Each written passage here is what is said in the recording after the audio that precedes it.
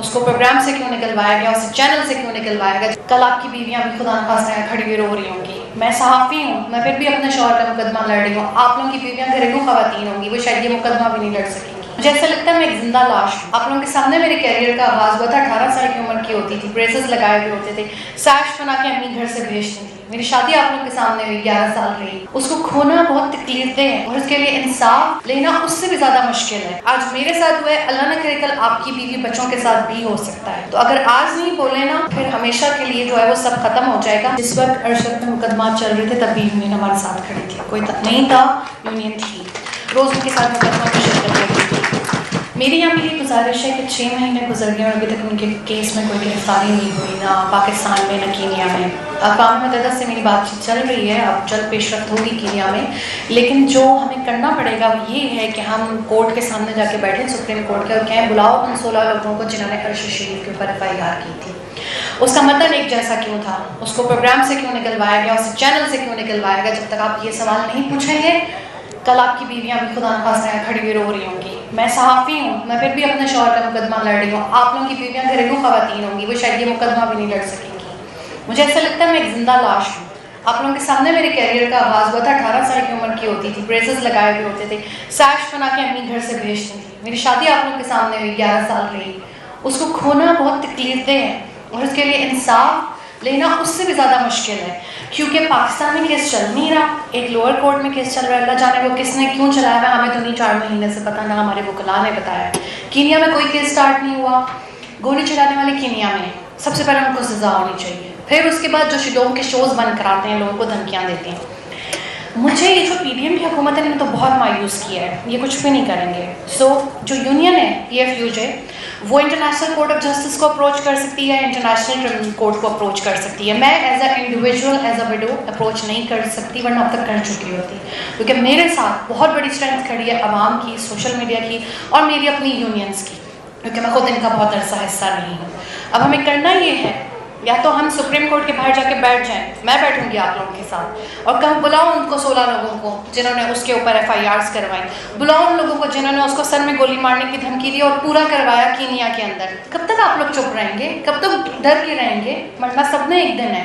میرے خلاف کتنی گندی مہم چلائی، میں نے عدت میں شادی کر لی ہے، نہیں کی شادی میں نے، کس قسم کا معاشرہ ہو گیا، بیوہ کو جینے نہیں دیتا۔ میری آپ سب سے گزارش ہے کہ میرا ساتھ دیں، ہمیں کینیا کی طرف کیس کو بھی دیکھنا ہوگا، کیونکہ یہ 3 ممالک کے درمیان کیس ہے جس میں UAE انوالو ہے۔ UAE میں کس نے کہا ارشد شریف کو کہ یہاں چھوڑو؟ کون تھا وہ شرطا؟ کون تھا وہ سفارتکار؟ کون بندہ وہاں پر گیا تھا اس کو ڈرانے کے لیے؟ کس کے وہاں پہ گیا تھا؟ کس کے وہاں پہ اس کو وہاں سے نکالا گیا؟ کینیا میں اس کو کیوں بھیجا گیا؟ ملک سے کیوں نکالا گیا؟ یہ تمام سوالات کے جوابات ان 16 FIRs کروانے والوں کے پاس موجود ہیں۔ کر دیں، ان کے پتے پبلک کر دیں، 16 لوگوں کے، آپ کے پاس سب کے پاس FIR ہے، پوچھیں ان سے کس نے کہا ارشد شریف پہ FIR کرو۔ کل اس پہ ہوئی تھی، آج آپ پہ ہوگی، آج میں رو رہی ہوں، اللہ نہ کرے کل آپ کے گھر والے رو رہے ہوں۔ یہ بہت تکلیف دہ ہوتا ہے اپنے کسی پیارے کو اس طرح کھونا کہ اس کے سر میں گولی لگی ہوئی ہو، اس کا سر کھلا ہوا، یہ بہت تکلیف۔ مجھے جان کے یہ تصویریں بھیجی گئیں کہ میں زندہ مر جاؤں، ہاں میں مری ہوئی ہوں، میں اس وقت بھی مری بھی کھڑی ہوئی ہوں، لیکن میں اس کے لیے جب تک زندہ ہوں آواز اٹھاتی رہوں گی، اور ہمیں انٹرنیشنل کورٹ آف جسٹس اور کرمنل کورٹ کی طرف دیکھنا ہوگا۔